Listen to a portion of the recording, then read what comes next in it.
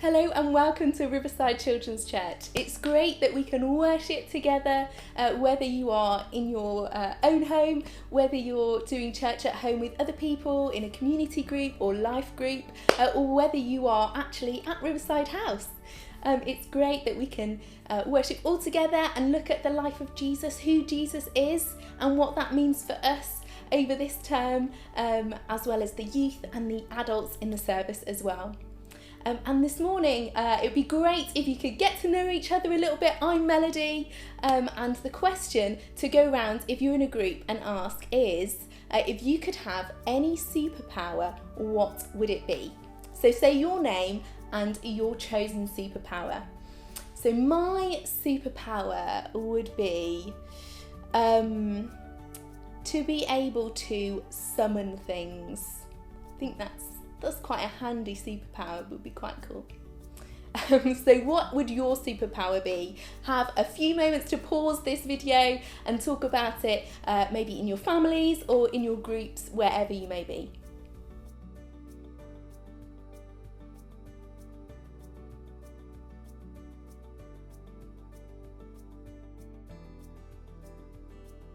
This morning I have got Alex with me. I've managed to drag him in to help me out with a little bit of a game. It's called What's in the Box? And Alex might not know exactly what to do either, and that's fine, we'll play along together. I have got some things in a box here. Alex is going to close his eyes and I'm going to put in this box, so you can have a little look, this first one. Oh, it's got its hands out, great. Yeah, that's fine. I'll show you what it is, if hopefully you can see what that is, and I'm going to pop it in the box, and then Alex can grab the box and put his hand inside the box and have a guess what it is. What do you think it feels like? No, Play-Doh. Yeah, that is, yeah. That's a good guess. It's a little bit slimy. Yes. That's Play-Doh. And then Alex has got some things in a box for me. But what I'm going to do is Alex is going to put his maybe out of camera sight. Yes. And I'm going to describe it, and hopefully we will guess together what it is. And maybe you can join in at home or in your groups what it is as well. So I've got my eyes closed, and okay, the box is down here. Oh, okay, it feels like it's something with wheels. I can feel like 2 wheels. It feels a little bit like a Duplo car. Is it? It's a Duplo car.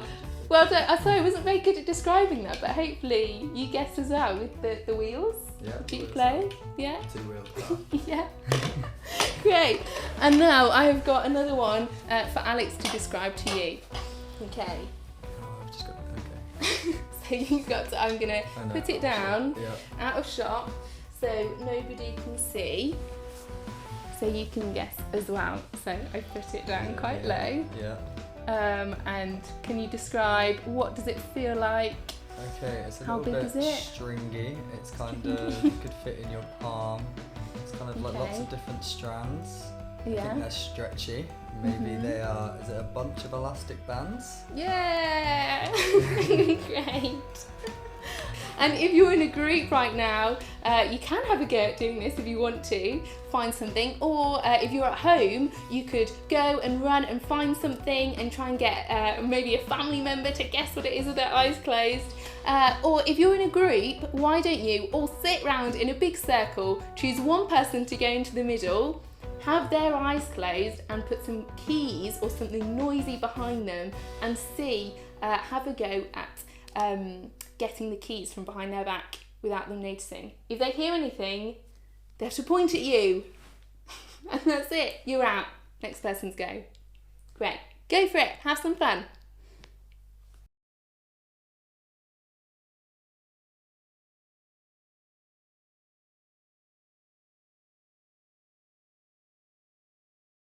I hope you had some fun surprising each other with what you had hidden at home or trying to get the keys in your groups. And this morning we are thinking about how Jesus sometimes surprises us with who he chooses and who needs Jesus. It's sometimes surprising. I have got the Jesus Storybook Bible with me here this morning, written by Sally Lloyd-Jones and illustrated by Jago. And if you have this at home, you can follow along with us. It's on page 214. And if you want to follow along, whether you have it or not, with whenever I say Jesus, if you could go Nino, Nino, like a siren of maybe of an ambulance or something coming to help, as we hear about how Jesus helps some maybe surprising people this morning. So let's begin. It's called A Little Girl and a Poor Frail Lady. There was once a little girl who didn't get out of bed one morning, or the next, or the next. In fact, she didn't get out of bed for a whole month. She was very sick, and no one knew how to make her better. Jairus was her daddy, and he loved her. One day, he was sitting by her bed, holding her hand, wishing there was something he could... I know, he said. He jumped to his feet, put on his coat, kissed his daughter, ran down the steps, past the servants, out of the house, through the gates, along the road into town, up to the steps, and into the temple. He fought his way through all the people until at last he found who he was looking for. Jesus, he said, falling at Jesus' feet. My daughter, he pleaded, please. But Jesus didn't need to beg, because before he'd even finished speaking, Jesus had reached out his hand and helped him up. I'll come at once, Jesus said. Jairus' eyes filled with tears. Jesus was coming. It would be all right. In those days, of course, they didn't have ambulances, so they had to go by foot. Jesus' helpers knew that he would heal the sick girl, but they must hurry. If Jesus didn't get there soon, it would be too late. But everyone was in the way. Hustling and bustling, jostling and pressing, pushing and shoving, squishing and squashing. The disciples ran ahead, forcing back the crowd. Suddenly, Jesus stopped. His friends looked back. What was he doing? Who touched me? Jesus asked, because he felt power go out of him. Me, said a frail lady, looking down at the ground because she was ashamed. The poor lady had been sick for 12 years, and she had to get well. She knew if she only touched Jesus' coat, she would be healed. So she touched his coat, and instantly she was well. We don't have time, Jesus' friend said. But Jesus always had time. He reached out his hands and gently lifted her head. He looked into her eyes and smiled. You believed, he said, wiping a tear from her eye, and now you are well. Just then, Jairus' servants rushed up to Jairus. It's too late, he said breathlessly. Your daughter is dead. Jesus turned to Jairus. It's not too late, Jesus said. Trust me. At Jairus' house, everyone was crying. But Jesus said, I'm going to wake her up. Everyone laughed at him because they knew she was dead. Jesus walked into the little girl's bedroom, and there, lying in the corner in the shadows, was a still little figure. Jesus sat on the bed and took her pale hand. Honey, he said, it's time to get up. He reached down into death and gently brought the little girl back to life. The little girl woke up, rubbed her eyes as if she'd just had a good night's sleep, and leapt out of bed. Jesus threw open the shutters and sunlight flooded the dark room. Hungry? Jesus asked. She nodded. Jesus called to her family, bring this little girl some breakfast. Jesus helped and healed many people like this. He made blind people see. He made deaf people hear. He made lame people walk. Jesus was making the sad things come untrue. He was mending God's broken world. Wow, isn't that amazing? And just as we played a silly little game earlier with surprising things, it's surprising who Jesus chose to help and what Jesus spent his time doing. So maybe you could have a little think, or maybe talk in your groups and think about who were the people that Jesus helped? What were they like? And maybe think about, are there any people that you know who are maybe unwell, or who you think could really do with Jesus' help? And maybe even think about, how could you need Jesus?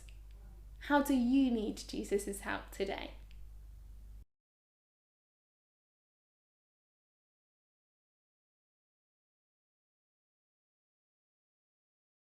Today it'd be great to have a think about who are the people who are maybe on the margins, on the outskirts, maybe people who are homeless, or maybe refugees, people who are away from their homes, or even it might be people in your school that you don't really hang out with, or you notice they're left on their own a lot. Maybe you could make that person or those people out of Play-Doh. Or even you might be able to draw them, or you might have little outlines of them if you're at Riverside House or somewhere, and you could draw them, make them, and maybe think about how you could help them to feel that sense of belonging, have a sense of God's love, because God has chosen each one of us. And as we've seen in that Bible story, it is sometimes surprising who he chooses to help, who he notices, because he sees each one of us right as we are. Even if we might think that nobody else notices us, God sees us, and God asks us to see those around us as well, to show them his love too. So why don't you make or draw, create those people, maybe out of pipe cleaners even, and think about how you could help them this week to feel a part of things and have a sense of belonging.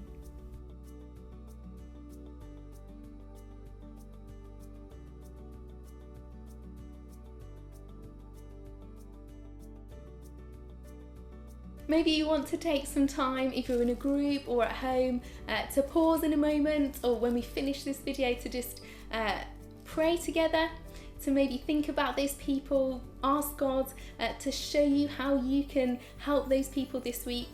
And you might even want to think about yourself, because we all need Jesus. And it might be that sometimes you feel like you're left out, or you might feel like you're the centre of things with loads of friends. But actually, God doesn't see that. He doesn't see the popularity. He sees our hearts. And actually, however broken or sad we are, however happy we are, we all are loved and chosen by Jesus. And he takes us as a little seed, whatever we might be, and he creates in us a beautiful flower that can be shared. And so you might want to create a flower yourself, maybe out of a pipe cleaner. Maybe you might know how to do a really cool origami flower. Go for that too. But this is a really simple way of creating a little flower, is grabbing a pipe cleaner, grabbing a bit of tissue paper, and literally you can just tear off any amount of tissue paper, scrunch it up and make a little twist at one corner, twist it all the way, grab your pipe cleaner and wrap it around, and the pipe cleaner is like the stem, and you've got a lovely flower there. And it might be that you just want to have that to remind you this week, to pray each day, and to just remember how much God loves you no matter how you're feeling. Or you might choose to give that to somebody else as a little flower, somebody maybe in the group, or somebody maybe at church who you've noticed not very many people speaking to. Why don't you go up to them after the service and speak to them? Maybe give them a flower and tell them how special they are. It's been great to be able to share with you this morning, wherever you may be, and I look forward to worshipping together next week. Bye.